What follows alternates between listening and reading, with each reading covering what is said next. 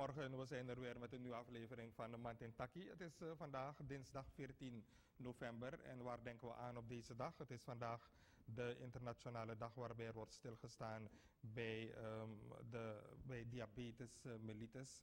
En vandaag zullen we dus dan ook in deze MMANTEN TAKI daar aandacht aan besteden. Verder willen we ook praten over de ontwikkelingen binnen de financiële sector. We hebben daarvoor dan een politicus uitgenodigd en we hopen van harte dat hij dus ook aanwezig zal zijn voor deze MMANTEN TAKI. Waarmee beginnen we vandaag?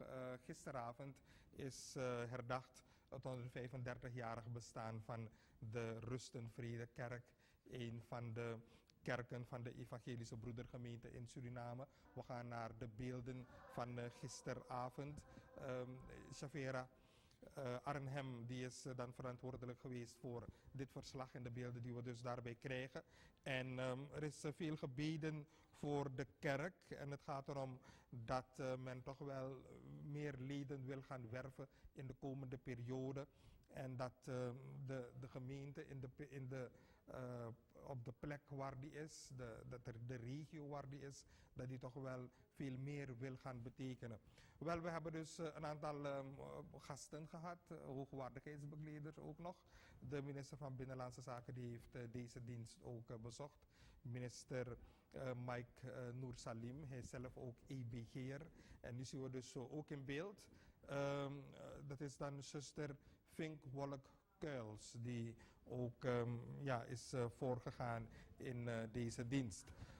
We laten u dus zo wat fragmenten zien in ons journaal van 7:30. Dan komen we erop terug, want er zijn ook felicitaties geweest en er zijn ook andere gesprekken gevoerd met een aantal van de gasten die deze dienst ook hebben bijgewoond. En wat we ook moeten vermelden is dat de huidige prezes van de EBG, dat is dan de dominee Desiree Peerwijk, dat die ook afkomstig is van deze kerk, de Rust en Vrede Kerk. En dat hij dus daar ook is begonnen met zijn activiteiten toen als jongeman vanuit de jeugd van de Rust en Vrede Kerk.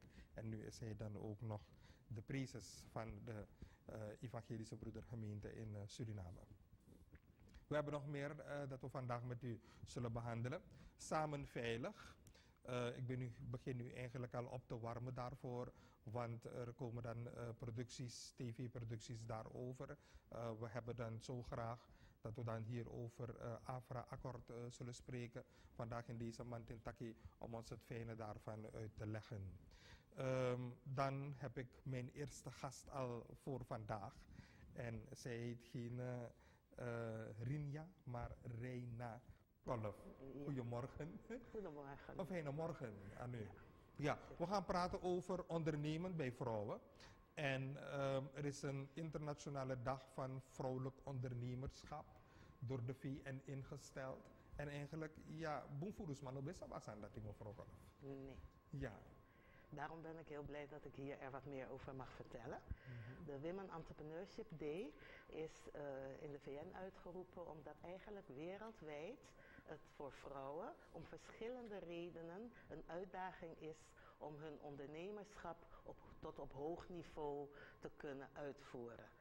En ook in Suriname geldt dat. Het is echt iets wat niet speciaal Suriname is, nogmaals, wereldwijd. Het is wereldwijd. Op dit moment wordt in 144 landen Women Entrepreneurship Day gevierd, kan je zeggen. En in Suriname dus ook sinds 2015. Ja. In 2015 ben ik benoemd tot ambassadeur om deze dag ook in Suriname onder de aandacht te brengen. Is het een aanmoediging voor ons? Dat u ook ambassadeur bent, ingesteld door de VN hier in Suriname. Hoe is dat eraan toegegaan? Want we horen heel weinig daarvan hoor. Mensen, ineens zo horen ze zijn ambassadeur en zo, maar wat er aan vooraf is gegaan weten we niet. Om te beginnen ben ik eigenlijk sinds 2014 actief in een groep ondernemende vrouwen in het Caribisch gebied. En een van die vrouwen is ambassadeur Women Entrepreneurship Day voor het hele Caribisch gebied. Ja. En dan leert men je kennen, je achtergrond, wie je bent, wat je kan. En dan heeft zij me informatie doorgestuurd naar Amerika. Okay, dus ze zullen gaan lobbyen. Ja, ze heeft me informatie Ja. doorgestuurd. En toen kreeg ik het verzoek om die rol hier te vervullen. Oké, wat gaat er op deze dag gebeuren in Suriname? Ik laat me om te beginnen toch even zeggen dat we eigenlijk het hele jaar door bezig zijn met ondernemerschap voor vrouwen. Ja. Omdat op die dag gaan wij het Fabulous afronden. Het traject wat we het hele jaar al gedaan hebben. Heel groots afronden. We gaan het groots afronden. De achterliggende gedachte van WET, zoals we het snel afgekort noemen, is to celebrate and empower women entrepreneurship. Ja. En in deze gaan we eigenlijk heel veel educatie geven, maar tussendoor gaan we ook celebraten. Ja. We noemen het edutainment, education en entertainment. Ja. Want het hele jaar door hebben we gewerkt aan de versterking van de innerlijke kracht van de vrouw. En dat is eigenlijk het thema. How to be fearless, fierce and fabulous to rise, sister, rise Suriname. Ja, dat is dan zo mooi gezegd in het Engels, maar hoe takken in ons tongo? Sorry. Hoe kunnen we omgaan met onze angsten, trots zijn op wie we zijn en geweldige presentaties leveren, zodat we groeien als vrouwelijke ondernemer en daardoor ook het land tot groei brengen. Want daar gaat het eigenlijk om, dat het land tot grotere ontwikkeling brengen. Ja. Toch ben ik er naar benieuwd, mevrouw Kolff. Hoe zit het eigenlijk met praten over entrepreneurship, praten over ondernemerschap? Wordt er ook wel gekeken naar de vrouwen in het achterland? Ja. Die toch wel zo bezig zijn en zo ploeteren en op een gegeven moment toch zeggen van nou, we krijgen wel weinig ondersteuning. Laten we beginnen te zeggen dat je hebt ondernemerschap, dat zijn die ondernemers die ingeschreven staan bij KKF en bij ASFA. Maar je hebt die ondernemende vrouwen die nog niet zich zichtbaar hebben gemaakt op die manier, maar die zeer actief zijn in het ondernemen. En uit onze ervaring, want ik doe dit niet alleen, maar met een groep vrouwen die ook in het achterland heel actief zijn. Sherida Mormon, Wilma Dandel, die staan echt samen met de vrouwen. Saramaka, Coroni, zijn ze bezig om die vrouwen te versterken. Om inderdaad dat wat ze onzichtbaar al jaren doen. Ja. Veel van onze districten, die zijn toch gebaseerd op die vrouwen die daar hun ding doen. En voor ons is het dus ook heel belangrijk om die ook naar voren te brengen. Ja, de vrouwen die bezig zijn met de cassaveteelt, met de huisvleit, alles dat erbij komt. En toch hoor, het dringt misschien nog niet zo goed tot ons door, maar laten we dat ding heel even afbakenen, alleen maar vrouwelijke ondernemers. Want eigenlijk is het in zijn totaliteit, toch? Ja, we kijken naar wat we allemaal doen in Suriname. Maar wat is eigenlijk die toegevoegde waarde van die vrouwelijke ondernemers? Ja, ik bedoel, de economische waarde, levert het wat op voor ons?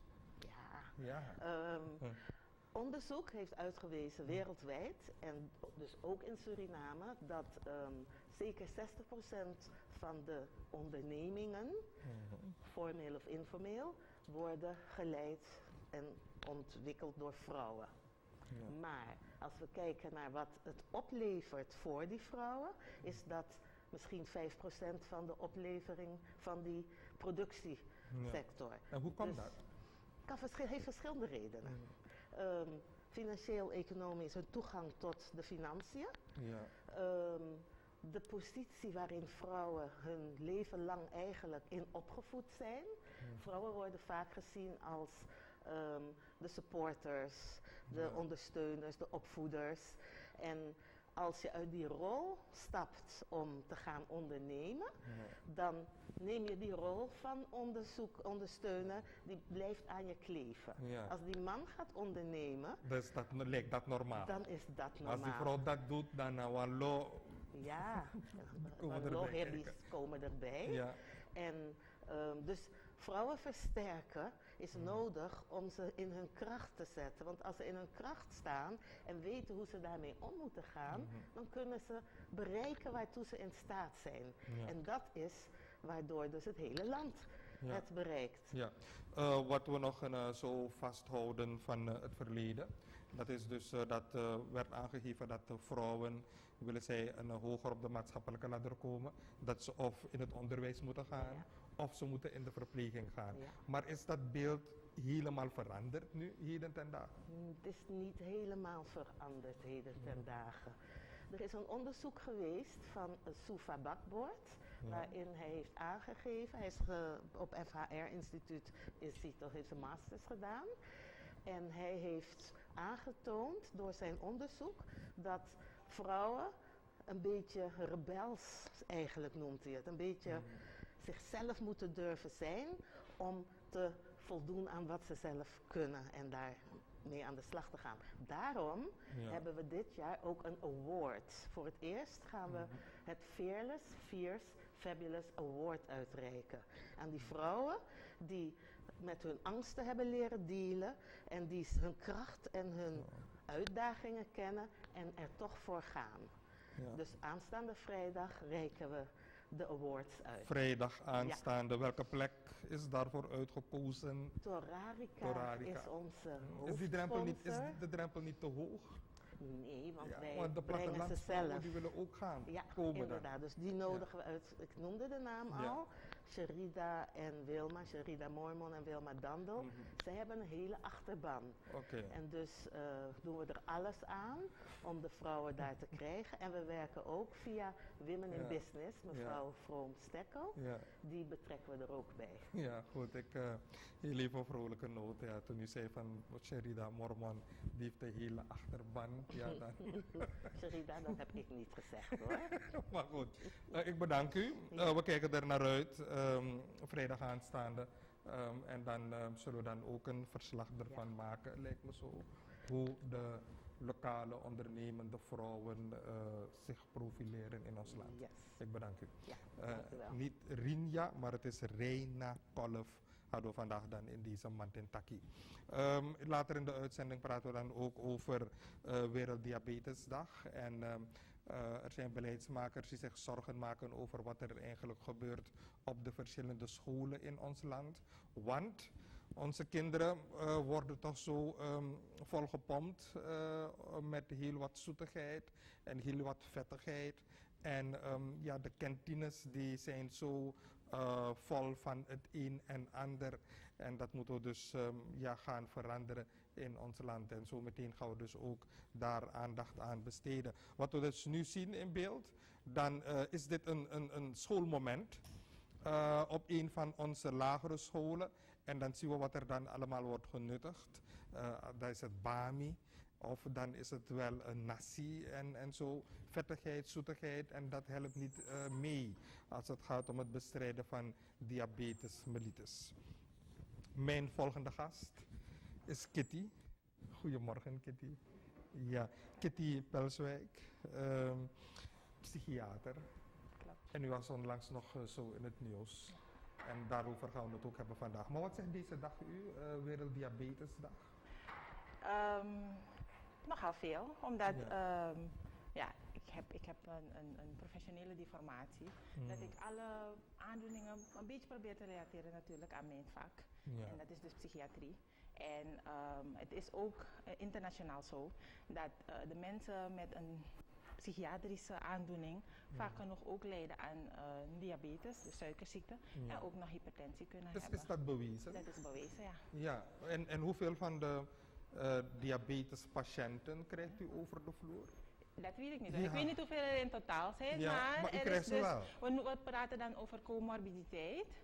En dat is er heel veel. En het is dus ook dus dat sommige medicamenten die de psychiaters voorschrijven, dat die ook voor suikerziekte kunnen zorgen. Dus we moeten zeker daarop letten. Oké, dus daarover zullen we het zo meteen hebben. Dus medicamenten die worden voorgeschreven door huisartsen, psychiaters, die kunnen ook ervoor zorgen dat mensen dat gaan ontwikkelen. Ja. Leg me dat even uit. Nou, we praten dan over het metaboolsyndroom. Dat zijn meestal de nieuwe antipsychotica vooral, medicatie tegen psychose. waardoor mensen dan het metaboolsyndroom kunnen gaan ontwikkelen. Ja. En het metaboolsyndroom omvat een aantal kenmerken. Je cholesterol gaat omhoog, je suikertolerantie, de verdraagzaamheid om suiker te verteren, dat verandert, waardoor je dan dikker wordt. Je gaat suikerziekte ontwikkelen en dat moeten wij als behandelaars in de gaten houden. Dus ben je jippie nou aan zien, dan wat er aan in ontwikkeling is. Kan, maar als je het goed monitort, dan kan je het opvangen en dan schrijf je een ander medicament voor. Ja, goed. We hebben Kitty Pelswijker vandaag uitgenodigd om verder te praten over een opmerking dat ze had gemaakt. En het is ook in het journaal verschenen, waar u het had over vitamine B12. Een gebrek daaraan kan leiden tot psychose. Klopt. Maar bedoel, dat hebben we nog nooit eerder gehoord. Dat is wel jammer, want er zijn genoeg gevallen, internationaal en in Suriname heb ik toevallig 1 persoon gehad die dat heeft ervaren. Ik heb ook met andere mensen gesproken en afgelopen zondag zei iemand mij nog, ik weet er alles van. Dus er zijn waarschijnlijk meerdere gevallen, maar er wordt niet over gesproken en het wordt niet onderzocht. Wat is vitamine B12? Vitamine B12 is een vitamine. Ja. De naam zegt het al. Het is wateroplosbaar. Dat wil zeggen, je hebt geen opslag, je hebt geen reserve in je lichaam. En je moet het eigenlijk dagelijks toegediend krijgen. Ja. En als je dat niet krijgt, want het is niet begonnen met psychose, het is begonnen met lichamelijke aandoeningen. Ja. Mensen hebben klachten ontwikkeld, ze hebben een vorm van bloedarmoede ontdekt. En daar is vitamine B12 eigenlijk als eerste aan gelinkt. Ja. Dat mensen een vorm van bloedarmoede hadden. Dus als je weinig, we gaan terug naar de schoolbanken, dat hebben we dan ook geleerd vanaf de 5e en de 6e klas. Ja. Wat vitamine A, vitamine B, vitamine B12 en als je dat niet hebt, leid je aan bloedarmoede. Ja, we noemen het pernicieuze anemie. Dat wil zeggen, die bloedcellen, die rode bloedcellen worden groot, maar ze kunnen minder verdragen, waardoor ze sneller afbreken. Oké, ze breken dan sneller af. Ja, en dan krijg je bloedarmoede. Bloedarmoede? Ja. En dat kan zorgen voor? En dat kan dus zorgen voor andere klachten. Bijvoorbeeld, je wordt heel snel moe, je krijgt hartkloppingen, je kan gemakkelijker ziek worden. Ja. En daarvoor zijn er wel verschillende oorzaken. Verschillende oorzaken. En u bent psychiater? Ik ben psychiater. Hoe dealt u daarmee? Standaard vitamine B12 meten bij ieder die bij me komt. Gewoon de meting doen en aan de hand daarvan dan verder beleid maken. Ja. Als het te laag is, moeten mensen dus vitamine B12 toegediend krijgen. En dat kan middels injecties of het kan nu ook in de vorm van tabletten. Ja. Is dat wat u dan vandaag aan ons aangeeft bedoeld om een rush te krijgen richting de verschillende huisartsen? Nou, het mag. Het moet gemeten worden. Want ik heb de cijfers van Nederland, maar van Suriname is voor zover ik weet dan nog niet gemeten. Maar ik denk dat het wel goed is als het gewoon standaard gemeten wordt. Omdat we een multiculturele samenleving hebben. En mensen, vooral vegetariërs of veganisten, die kunnen dus ook blootgesteld worden aan een laag vitamine B12. En dat moet wel gemonitord worden. Ja.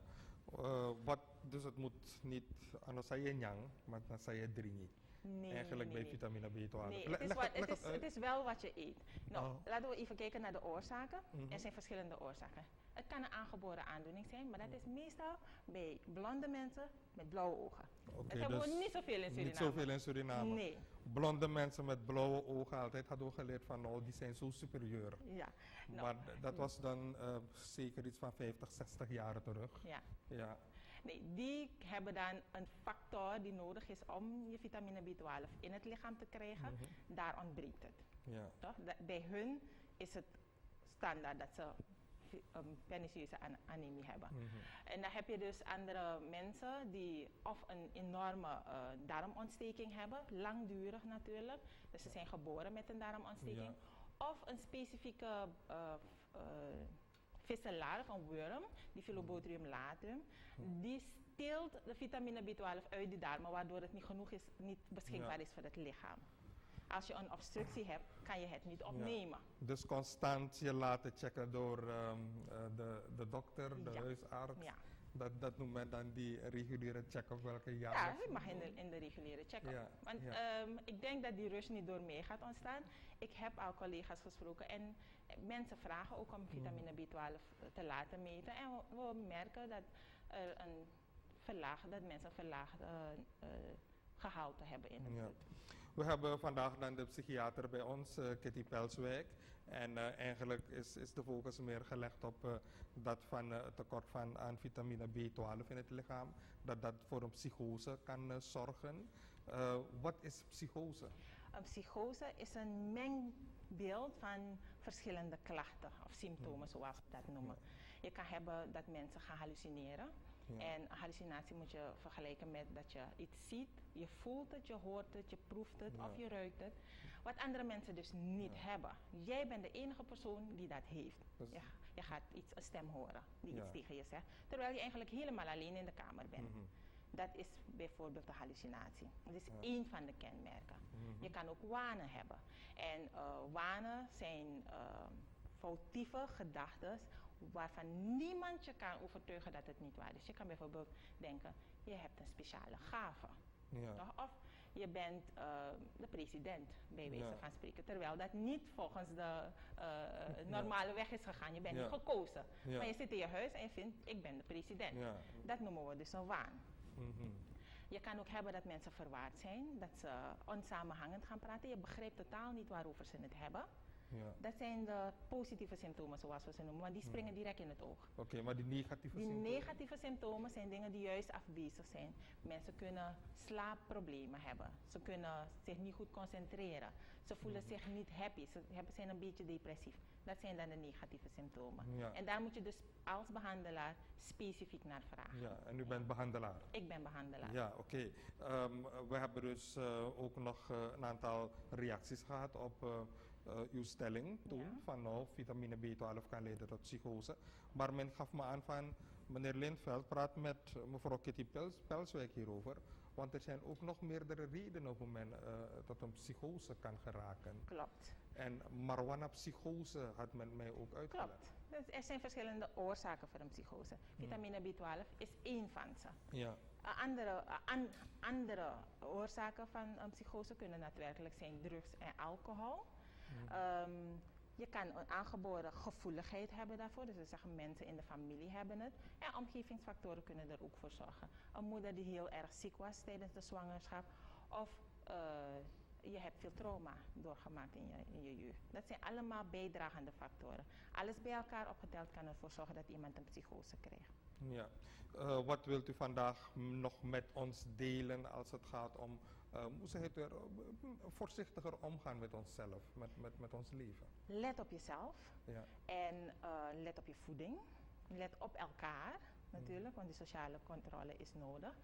Maar voornamelijk zou ik willen zeggen, er is behandeling. En een behandeling wordt geboden in het psychiatrisch centrum. En als je merkt dat je bepaalde of specifieke problemen hebt op het psychiatrisch vlak, kom voor een gesprek. Praat erover. Er zijn genoeg behandelaren in het psychiatrisch centrum. We hebben een multidisciplinair team, bestaande uit de arts, de psychiater, maatschappelijk werker of de psycholoog. Die kunnen samen een adequate behandeling geven. Ja, onafhankelijk van wat de oorzaak is. Wat de oorzaak is. Dan bedank ik Kitty Pelswijk vandaag om dit dan verder met ons niet alleen te delen, maar de verduidelijking was voor ons heel belangrijk. En dan weet u het ook. U volgt het op de 96.3, de SRS. Verder ook nog op www.radiosrs.sr. Dat is dan voor onze internetluisteraars hier dan allemaal zo volgen. We hebben nog zoveel meer dat wij met u willen bespreken vandaag. En eerder sprak ik over samen veilig. De uitleg krijgen we vandaag, zometeen ook, van Afra. Afra, goedemorgen. Afra Akkoord vandaag in MMANTEN TAKI. En we praten over Safe TV-programma. Yes. Ja, wat gaat er allemaal gebeuren? Ik heb de kijkers en de luisteraars al zo'n beetje opgewarmd van we krijgen uitleg. Ja, vanavond hebben we een live talkshow. Makandra en de STVS gaan samenwerken.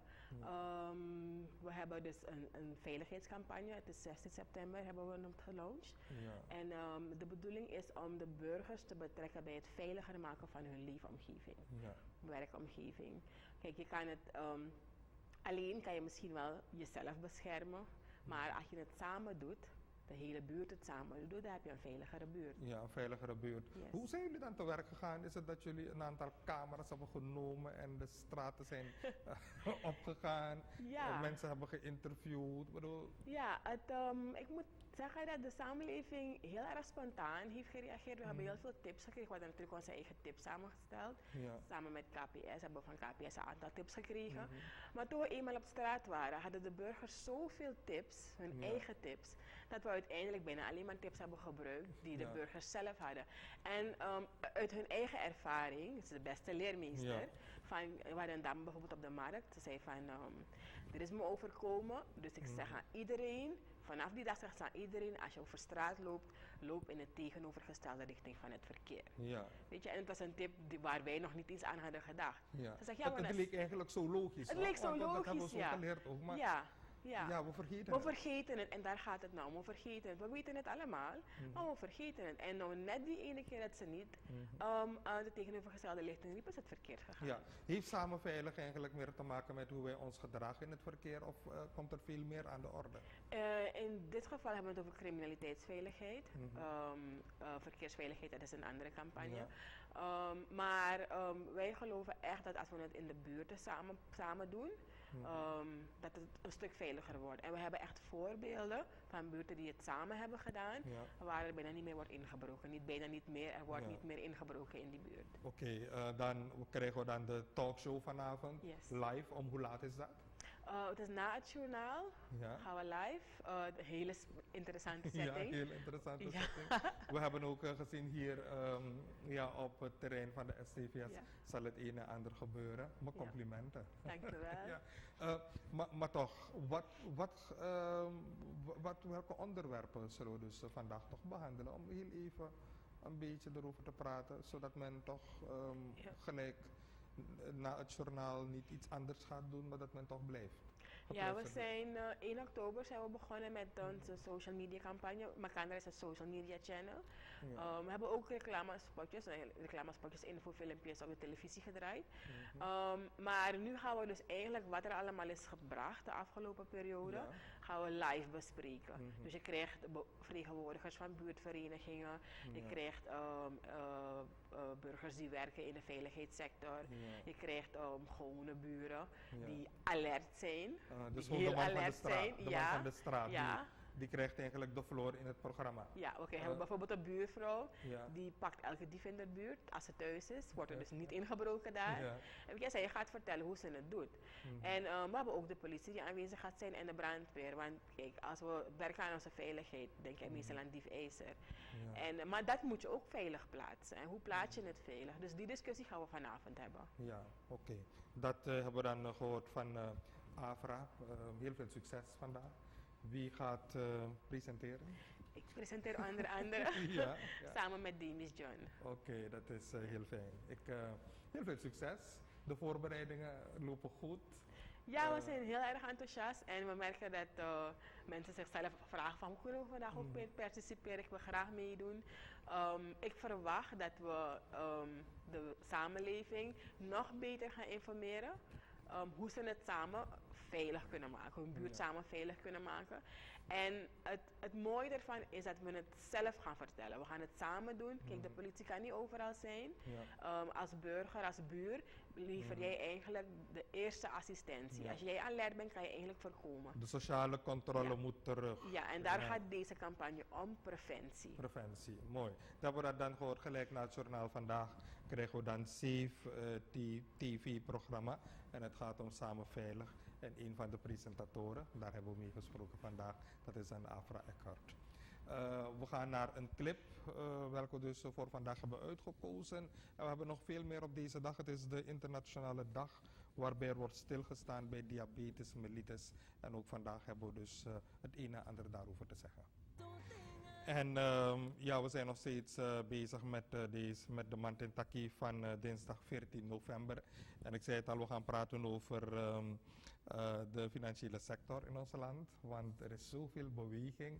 En vandaag hebben we te gast de moet ik zeggen, waarnemend fractieleider Ja. van de NDP, de heer Amstad Abdul. U plaagt me, Goedemorgen. hè? Goedemorgen, meneer Ja, Rijnveld. goedemorgen. En in welke commissie zit u nog meer binnen het parlement? Wel, het zijn een aantal. Ik ben Ja. voorzitter van de vaste commissie van Openbare Werken, Transport en Communicatie. Voorzitter van de vaste commissie van Landbouw, Veeteelt en Visserij. Ja. Voorzitter van de vaste commissie van Financiën, maar daarin zit ik al een tijdje. Voorzitter van de commissie Staatsuitgaven. Ik denk dat dat zo'n Dus beetje is. 4. Dus Er zijn nog meer. Oké, Vier. goed. Voordat we daarover beginnen, vandaag is de dag waarbij er wordt stilgestaan bij, bij diabetes mellitus. En ik wil toch weten van u hoe u zelf omgaat met deze dag. Ik kan u mee zeggen van, ik vind deze dag natuurlijk een heel belangrijke dag. Ik ben sinds mijn 19e diabetes en als een jonge kerel moest ik echt leren om ermee om te gaan. En dat heb ik gedaan. Het is niet makkelijk, het is heel moeilijk, maar je moet er bewust van worden van dat je zelfs met diabetes je 90ste leeftijd kan bereiken en gezond kan leven. Het is heel belangrijk dat je natuurlijk heel goed let op je voeding. Dat is echt belangrijk. Dat je een gezonde levensstijl op nahoudt, waarin bewegen een belangrijk onderdeel van vormt. Ik kan me nog heugen Dus dat sinds uw 19e? Sinds mijn 19e, ja. Diabetes, Ja. oké. We gaan naar de volgende opmerkingen hierover. Niet om zijn, omdat hij diabetes, maar we hebben dus een aantal fragmenten zo van de minister van Volksgezondheid. Want eigenlijk maakt die zich zorgen over het een en ander wat er zich plaatsvindt op onze scholen. Onze jongeren, die worden zo volgepompt met suikers en met vetten. En daar had hij het over, want de kantines, daar gaat het niet zo goed mee, zegt hij. Als we toestaan dat op lagere scholen en MULO-scholen meer zorg verkocht wordt dan dat er water beschikbaar is. En eigenlijk, ons water is zo veilig dat je het uit de kraan kan drinken. Er wordt aanbevolen dat je minimaal 1 liter tot 2 liter tot je moet nemen aan water. Dan snap ik niet waarom we frisdrankautomaten en kantines vol met softdrank aanbieden aan onze kinderen. Die op dat moment zijn ze nog veel te kwetsbaar om van hun te verwachten dat ze een bewuste keus gaan maken. Het zijn kinderen. Dus wij moeten onze jonge samenleving moeten we wel beschermen. En deze dingen zouden we op de scholen moeten verbieden. En dat is wat wij als ministerie wel verwachten van het ministerie van Onderwijs. Dat samen met de schoolreders gekeken wordt naar het beschermen van onze kinderen. Want ze zijn nog veel te kwetsbaar om zelf bewuste keuzes te maken. Verder zijn de ouders ook heel erg belangrijk. Omdat de ouders hun kinderen ook zodanig moeten opvoeden. En ervoor moeten zorgen dat de kinderen voldoende voedzaam eten tot zich krijgen. En dat we echt gaan kijken naar wat onze kinderen te eten geven. Want de toegang tot snoep is gewoon veel te makkelijk. De toegang tot suikerhoudende dranken is veel te gemakkelijk. En het actief sporten van de kinderen wordt steeds verder op de achtergrond gedrukt. En niet omdat we het economisch moeilijker hebben, kan je kind niet sporten. Ik denk dat het heel belangrijk is, niet alleen maar voor de gezondheid, maar ook mentale gezondheid. Dat kinderen sport beoefenen, actief en lichamelijk in beweging zijn. Want het helpt ze ook beter concentreren. Het heeft een goede positieve impact op schoolresultaten. Dat zijn zaken die niet per se van het ministerie van Volksgezondheid moeten komen. Ja, de minister van Volksgezondheid. We gaan in indruk verder met een fragment van mevrouw Hilly Libretto. En zij is schoolhoofd van de Renkewietschool. Natuurlijk weten we dat vandaag aan de dag gezonde voeding heel belangrijk is. Dus we willen inderdaad een omslag maken in de zin van misschien stoppen daarmee. Maar we weten ook van dat brengt wel wat in het laadje. Dus misschien niet in zijn geheel, maar misschien moeten we geleidelijk aan gaan werken eraan. En eerst aan de bewustwording bij de kinderen zelf. Want we weten van de kinderen kopen wel vaak of eerder een bami, een nasi in plaats van zeg maar bijvoorbeeld fruit. Toch? Maar we weten dat ontbijt bij de kinderen bestaat uit een broodje, belegd broodje. Maar daarnaast zouden we ze moeten voorhouden van fruit is heel belangrijk. Dus dat ze ook wel naast hun brood echt wel ook gaan voor fruit. En als wij zouden beginnen met het verkopen van fruit, dat ze dan weten waarom het belangrijk is vandaag aan de dag. Ja, deze beelden tonen we in verband met de Werelddiabetesdag vandaag. En de minister van Volksgezondheid die heeft zijn bezorgdheid uitgesproken over wat er gebeurt op onze scholen. Men zegt ook jong geleerd is oud gedaan. We hebben dan ook nog een schoolleider, mevrouw Hilly Libretto, gekregen aan het woord daarnet, van de Renkewitz School. En we hebben ook het moment waarbij we met de minister van Onderwijs, Wetenschap en Cultuur hierover hebben gesproken. We zijn als ministerie gestart met gezonde voeding, dus melkproducten te introduceren. We zien dat dat nogal binnen de scholen goed gaat. Maar misschien moeten we strakker gaan letten over de producten die worden verkocht binnen de scholen. En je weet, je gaat een kind niet kunnen tegenhouden als hij die lekkere bami lust of die lekkere nasi lust. Dat hij dat niet gaat willen eten, maar wel een wijzen op de gevaren van wat te veel vet eten zal veroorzaken voor de gezondheid. Een andere keerzijde van de medaille is dat hoewel uw ministerie heel hard bezig is om gezonde voeding te promoten op scholen en dus zo min mogelijk bami en dat soort zaken te verkopen, dan is het ook zo dat ter versterking van de schoolkas scholen gauw geneigd zijn om juist die zaken te verkopen, omdat juist die zaken sneller worden verkocht. Hoe gaat uw ministerie om met het dilemma? Dus kijk, het is ook een moeilijk aspect. De scholen proberen dus ook zelf inkomsten te genereren om andere activiteiten binnen de school te kunnen betalen. Wij moeten kijken als ministerie hoe wij met de schoolleiders hierover praten. Maar we moeten de initiatieven die de schoolleiders zelf nemen, moeten we zeker niet laten doen. We moeten alleen aan ze vertellen om meer gezonde voeding binnen hun scholen te promoten. En ik denk dat kijk, ik heb de laatste tijden gemerkt dat als ik kijk mijn jeugd in mijn jaren, waar wij worden opgegroeid om groenten te eten, zie je dat de opkomende jeugd nu minder van groenten houdt, minder van PC-producten, etc. Dus er moet een verandering komen in het voedingspatroon van jongeren. En ik denk dat wij ouderen een verantwoordelijkheid hebben om de jongeren te leren hoe goed groente is voor je gezondheid, voor de koolhydraten. We moeten ook jongeren leren hoe goed het is om vis te eten voor de eiwitproducten. En ik denk dat het in het curriculum van de school duidelijker moet gaan worden. Niet eenmalig, maar niet incidenteel bedoel ik, maar regelmatig. Om kinderen ook te wijzen van hoe goed bepaalde producten zijn om te nuttigen. Ja, de minister van Onderwijs, Wetenschap en Cultuur. We hebben het graag DNA-lid Amsat Abdul vandaag bij ons. En hij heeft ook het een en ander hierover te zeggen, want hij heeft dan ook vanaf zijn 19e diabetes zijn. Hoe reageert u op het een en ander wat er is gezegd? Dus na al die jaren zou ik best wel kunnen meegeven dat er een aantal zaken zijn waarvan ik vind dat we ze gewoon resoluut moeten verbieden. Vooral de verkoop ervan. Verbieden. Vooral de verkoop ervan op de verschillende scholen. We moeten de scholen gewoon algemene richtlijnen geven van dit zijn de richtlijnen waaraan u zich moet houden wanneer het gaat om verkoop van drankjes en eten. En geen enkel drank met toegevoegde suiker moet worden verkocht aan de kinderen. Water is het beste, water is het gezondste. We moeten onze kinderen leren om water te drinken.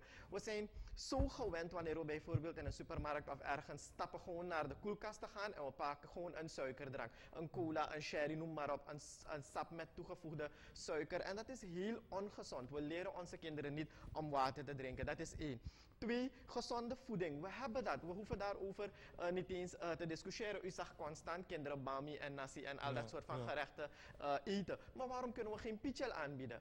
Toch aan de kinderen. Dat is gezonder en dat heeft veel meer voedingsstoffen. En dat leert ons ook om gezond te leven. Maar soms zie je dat eigenlijk de commerciële bovenop wordt gesteld dan dat wat echt te maken heeft met de gezondheidssector en het gezond houden van onze kinderen. En dat vind ik best wel jammer. Okay. Ik weet dat de voorzitter en ik, en dit is heel belangrijk om aan te kaarten, in de vorige periode speciaal een bepaald bedrag hadden opgebracht als beleidsmaatregel bestrijding non-communicable diseases om aandacht te besteden aan deze ziektes, aan hart- en vaatziekten, diabetes en dergelijke. We moeten daarmee doorgaan. Het wordt een probleem voor dit land. Het wordt een probleem voor Suriname en vandaag dus hebben we dan hier aandacht aan besteed. Het is Werelddiabetesdag en in de verschillende ziekeninrichtingen zullen er dus ook activiteiten worden gehouden.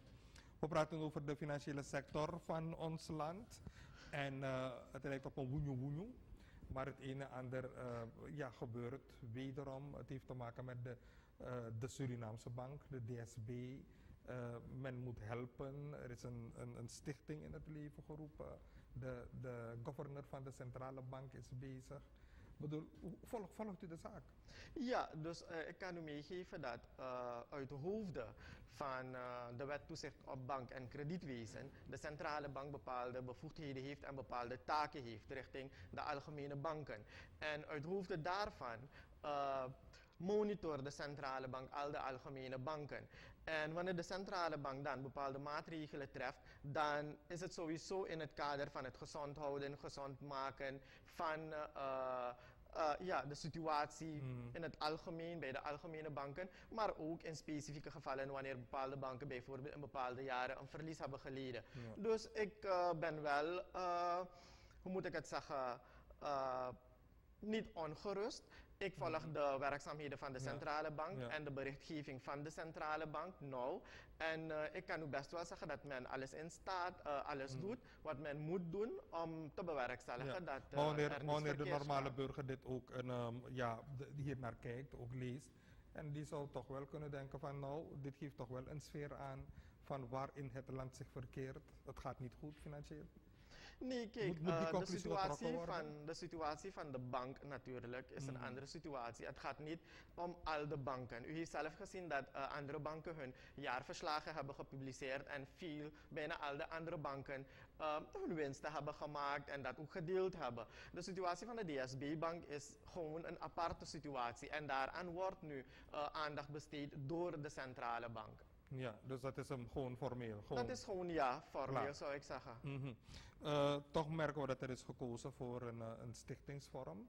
En dan zit ik me zo af te vragen, maar dit soort van zaken, ingrijpende zaken die er worden genomen, moeten die niet eerst wettelijk goed vastgesteld worden? Nee, dat wat ik net zei van de wet toezicht op bank- en kredietwezen en ook de bankwet hoor, geeft de centrale bank al meer dan genoeg bevoegdheden om daarin te grijpen, wanneer dat moet. Omdat de centrale bank ook bevoegd is met toezicht op de solvabiliteit en de liquiditeit van de verschillende banken. Dus zij oefenen hun toezicht uit en wanneer ze zien van dat ze moeten ingrijpen, dan grijpen ze in. Wanneer ze zien dat ze adviserend moeten optreden, dan treden ze adviserend ook op. Ja, op de straat hoor je van, dat er wordt gesproken over 128 miljoen Surinaamse dollars dat nodig zou zijn om de DSB verder op weg te helpen.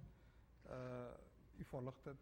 Klopt deze informatie? Dus ik zou niet in depth kunnen ingaan, maar ik zou u best wel kunnen zeggen van dat wanneer de centrale bank moet ingrijpen, dan gaat de centrale bank wel ingrijpen. Maar op dit moment is de situatie niet als zodanig dat er grondig daar moet worden ingegrepen. De centrale bank monitort de situatie wel en grijpt in waar dat nodig en hoe dat moet. Dus om het zo te zeggen van dat we eigenlijk gewoonweg moeten uitkijken naar het beleid gevoerd door de centrale bank richting de DSB. Ja. Is het wel een, hoe zeg je het, dat het zo eraan toe gaat, dat er een heel strak beleid wordt gevoerd vanuit de Centrale Bank van Suriname? Moeten we dat prijzen? Is het prijzenswaardig dat dat gebeurt? Ja, sowieso. Dat geeft wel aan dat de centrale bank wel behoorlijk aandacht besteedt aan de situatie. En als ik dat zaakje goed heb gevolgd, dan gaat het niet alleen in deze om de centrale bank en hoe de wijze waarop de centrale bank optreedt naar de algemene banken toe, maar het gaat ook om eigenlijk wat de bank zelf doet om uit de benarde situatie te komen. En DSB heeft ook behoorlijk wat maatregelen getroffen om uit die situatie te geraken. Dus het is eigenlijk het zaakje goed monitoren en de ontwikkelingen goed volgen wat er nu gaande is. Maar de wijze waarop de centrale bank nu optreedt is in lijn met de wijze waarop een moederbank zou optreden, zou een algemene bank op een of andere manier in problemen komen te geraken of maatregelen treffen om uit problemen te geraken. Dus dat is wat de centrale bank nu doet. We hebben aandacht besteed aan dat wat het nieuws nu beheerst. Dat zijn de ontwikkelingen binnen dat financieel verkeer in ons land. Als het gaat om de DSB-bank en maatregelen die de Centrale Bank van Suriname heeft getroffen om toch wel alles in goede lijnen te laten lopen. Er zijn ook nog andere zaken die we willen bespreken met de heer Amstad Abdul. Hoe zit het met de staatshuishouding nu? Is alles nu in rustiger vaarwater terechtgekomen? We zijn wel in rustig vaarwater gekomen, maar we zijn niet uit de situatie. En ik ga herhalen wat ik eerder heb aangekaart tijdens de algemene politieke beschouwingen. En dat is dat we uit de intensive care zijn, maar we zijn nog steeds in de afdeling hartbewaking, om het zo te zeggen. Ja. Maar er moeten behoorlijk wat zaken in place worden gebracht voordat we uit die situatie kunnen geraken. Voor 2017 hebben we wel een economische groei geprognosticeerd van 0,5%. Ik denk dat we dat ook halen. En als we dat halen, geeft dat aan dat we eigenlijk toch nog de goede kant op gaan. De wisselkoers is al enige maanden stabiel. De monetaire reserve is een beetje opgesprongen. We zijn nu op een monetaire reserve van 417 miljoen US dollar. Dus dat zijn allemaal goede indicaties van de maatregelen die getroffen zijn de afgelopen periode. Maar desondanks ben ik de mening toegedaan dat er toch nog fiscale maatregelen zijn, monetaire maatregelen zijn. Die genomen moeten worden? Ja, die eerder aangekondigd waren door de regering. Die opgenomen zijn in het stabilisatie- en herstelplan 2016-2018. Die door de regering ook uitgesproken is, door de president in zijn jaarrede van 2017. Maar die nog niet zijn geïmplementeerd. Onder andere BTW. BTW moet sowieso komen. Hoe zit het met die wettelijke voorbereiding? De wettelijke voorbereidingen zijn verlopen behoorlijk goed. Het ministerie van Financiën is nu bezig met informatiesessies. Morgen wordt een seminar gehouden tot Ararica. En daar gaat men van gedachten wisselen met de verschillende actoren. Er is eerder al een seminar geweest.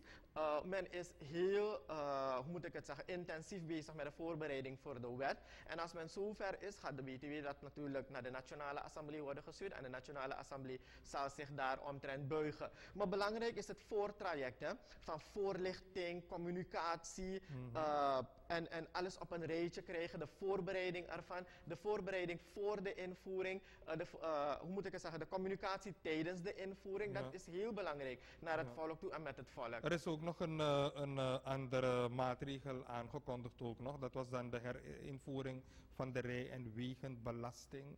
Herinvoering daarvan gaat het door. Ja, dus de rij- en voertuigenbelasting, de wet rij- en voertuigenbelasting ligt al bij de Nationale Assemblée. En ik ben toevallig voorzitter van de commissie van rapporteurs. Ik kan u meegeven dat we bezig zijn met de voorbereiding van die wet.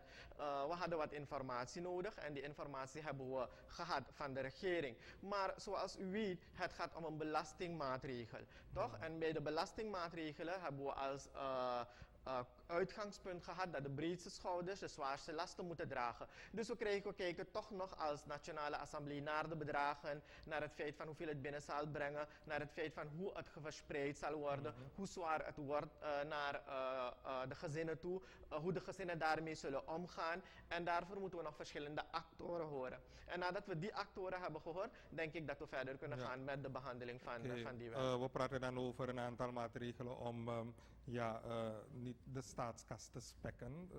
Eigenlijk is het niet zo goed om dat te zeggen, maar inkomstenverhogende maatregelen te creëren voor de overheid. Maar toch denken de 51 parlementariërs daar en vooral de coalitie toch aan een heel belangrijk punt. En dat is, hoe zullen deze maatregelen werken op de koopkracht van de burgers? Kijk, er zijn twee soorten van maatregelen. Je hebt natuurlijk belastingmaatregelen die rechtstreeks werken op de koopkracht van de burger. En je hebt niet-belastingmaatregelen die niet doorwerken op de koopkracht van de burger. Vanuit de Nationale Assemblée hebben we een aantal niet-belastingmaatregelen voorgesteld aan de regering. En we hopen dat de regering die niet-belastingmaatregelen echt meeneemt. U heeft net gezien van wat onze kinderen eten. Wij hebben als Nationale Assemblée gezegd van laten we geen belasting, maar laten we invoerrechten introduceren op bijvoorbeeld suikerwerken, toch? En dat geld dan besteden voor het gezond maken van de gezondheidssector. We hebben gezegd verhoog grondhuur. We hebben gezegd verhoog, hoe moet ik het zeggen, boetegelden op niet onderhouden percelen. We hebben gezegd, verhoog bijvoorbeeld voor een tarief in voor het tinten van je autoruiten. Dat doet iedereen, dat is niet belastingmaatregel. We hebben gezegd, introduceer microfees. We hebben gezegd, dus er zijn een aantal niet-belastingmaatregelen. Er zijn tal van niet-belastingmaatregelen die de regering kan treffen, die niet werkt op de koopkracht van de burger. Aan de andere kant zien we dat er toch nog belastingmaatregelen zijn waarvan we kunnen zeggen, oké, we kunnen dit hiermee wel meegaan. Ja. Bijvoorbeeld wanneer je een auto rijdt van 8 cilinder, vind ik wel dat je de belasting kan betalen op rij- en voertuigenbelasting. Wanneer je een truck rijdt over de straten, moet je wel belasting betalen over, voor rij- en voertuigenbelasting. Dus dat soort van zaken. Daar moeten we beter gaan kijken. Maar de BTW op zich is al een hele grote hap. Toch? De BTW, wanneer die wordt geïntroduceerd, moeten eigenlijk de directe belastingmaatregelen naar beneden gaan. Dus bijvoorbeeld loonbelasting moet worden verminderd, zodat mensen betalen wanneer ze inkopen doen, maar dat ze toch nog wat koopkracht vrij krijgen wanneer de directe belasting een beetje vermindert. Ja, goed. We gaan afronden met de heer Amsat Abdul, hij is econoom. We merken dan, het lijkt op een spanningsveld tussen de oppositie en de coalitie. Of laten we het zo zeggen, tussen de oppositie en delen van de regering of de regeringscoalitie. We volgen het een en ander op social media. We volgen het een en ander in de verschillende dagbladen. En het komt eigenlijk erop neer dat de oppositie aangeeft van nou, we verkopen het volk knollen voor citroenen. Want er zijn geen oliefondsen en we hoeven er niet op te rekenen. En eigenlijk wordt het Surinaamse volk belazerd met dit soort van informatie. Terwijl we het zelf niet eens weten. Dus laat me dit zeggen. Je hebt het ook gevolgd, toch? Ja, ik heb het ook gevolgd. Toch? Er zijn twee heel belangrijke positieve punten die de laatste tijden via de media zijn belicht. En dat was de fonds van goud. Dat is wel een feit, toch? En dat is ook aangekaart door de regering. En de positieve vooruitzichten van de fonds op olie. Er is nooit aangekaart dat olie is gevonden. Vanaf het begin is er gezegd dat de vooruitzichten heel positief zijn en we dichtbij kunnen zijn bij een fonds. Uitgaande daarvan zijn er bepaalde redeneringen gemaakt. En we houden het volk ook daaraan van er zijn bepaalde redeneringen gemaakt, maar de fonds van goud is daar. Er zijn een aantal zaken die in place zijn. Er zijn een aantal zaken die wel worden uitgevoerd. Een aantal projecten die wel worden uitgevoerd, die heel goed voor de economie is. Dus het gaat niet eens om verkopen van knollen voor citroenen of hoe je dat ook zegt, hoe zij dat ook zeggen. Het gaat erom dat het volk nu wel ziet dat er een stukje verbetering op komst is. Het gaat erom dat een tijdje al de wisselkoers niet meer schommelt en niet meer stijgt, maar stabiel is. Het gaat erom dat de CBVS weer in staat is om de deviezenreserve op te bouwen. Het gaat erom dat we vanuit een dal van een economische inkrimping van 9,3% van 2016 in staat zijn gebleven om weer daaruit te kruipen met een economische groei van 0,5% in 2017. Het gaat erom dat de regering alles doet om het volk tegemoet te komen, vooral de sociaal zwakkeren tegemoet te komen. En dat is belangrijk, want in de crisissituatie hebben we te maken gehad met een scherpe dal van de prijzen, waardoor een aantal uitgaven eigenlijk in problemen kwamen. Maar toch nog ben ik blij dat de regering in staat is gebleken om maatregelen te treffen, zowel de ambtenaren tegemoet te komen als het volk tegemoet te komen. Want de ambtenaren hebben wel hun loonsverhoging gehad, hun koopkrachtversterking gehad en dergelijke. En de sociale zwakkeren hebben ook nog de tegemoetkoming gehad van subsidie van busvervoer, BASO en al dat soort van zaken. Dus we moeten goed kijken naar dat zaakje, waar we naartoe gaan, wat we doen. En de indicatoren zijn daar dat we best wel op weg zijn naar een verandering in de situatie. Ja, een verandering in de situatie. Mag ik u bedanken, de heer Amsat Abdul. Je krijgt hem niet makkelijk in de uitzending vanwege de verre afstand. En daar hebben we vaker begrip voor getoond, maar hij is er vandaag present voor deze MMANTEN TAKI. Ik bedank u. We gaan afronden. Vanavond na 8 uur dan hebben we dus een talkshow waar we dus met z'n allen naar uitkijken. Een van de presentatoren is dan Afra Eckert, zoals dan vandaag in MMANTEN TAKI om het een en ander te belichten. Het gaat om Safe TV-programma, Samen Veilig. En dat zal dus worden uitgezonden gelijk na het journaal vandaag hier op STVS. We groeten u en we zien elkaar dan morgen terug. Goeiedag.